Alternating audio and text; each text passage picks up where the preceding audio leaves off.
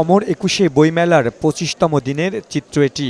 ছুটির দিন না হলেও মেলা শেষ দিকে আসায় পাঠক এবং দর্শনার্থীর আগমনে এমন উপচে পড়া ভিড়। এসেছে আমার বৃত্তবাস, এটি আমার দ্বিতীয় উপন্যাস।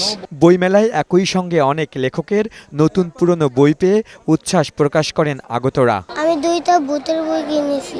এখানে আসলেও জ্ঞান অর্জন করা যায়। হুমায়ুন আহমেদ আমার খুব প্রিয়, তার বইও কিনবো। বই না কিনলেও অনেকে আবার পরিবার নিয়ে ঘুরতে এসেছেন মেলা প্রাঙ্গণে। নিয়ে ঘোরা হইতেছে আর এভাবে বইয়ের প্রতি আগ্রহ বাড়ে। আমাদের প্রাণের মেলা আর কি, কারণ এখানে আমরা সব প্রিয় মানুষদের আমরা দেখতে পাই। আগত দর্শনার্থী এবং পাঠকের তুলনায় বই বিক্রি কম হচ্ছে বলে জানান কোনো প্রকাশক ও লেখক। তারপরও এবারের মেলা নিয়ে সন্তোষ প্রকাশ করেন তারা। পাঠক এবং দর্শনার্থী যেরকম আসছেন সেই তুলনায় একটু কম। সাহিত্যের মানের সাথে বিক্রির সম্পর্ক খুব বেশি নেই।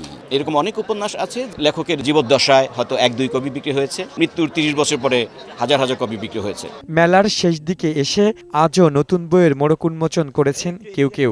বইয়ের নাম হলো জীবনের পাতা। তো সেটা শুনলেই বুঝবেন আত্মজীবনীমূলক, কিন্তু আত্মজীবনের সাথে আমি সমসাময়িক ঘটনাও উল্লেখ করেছি। নানান সংকটে স্টল না পেয়ে অনেক লেখক আবার মেলায় ঘুরে ঘুরে নিজেরাই বিক্রি করছেন নিজেদের বই। লিওন মীর, বৈশাখী সংবাদ, ঢাকা।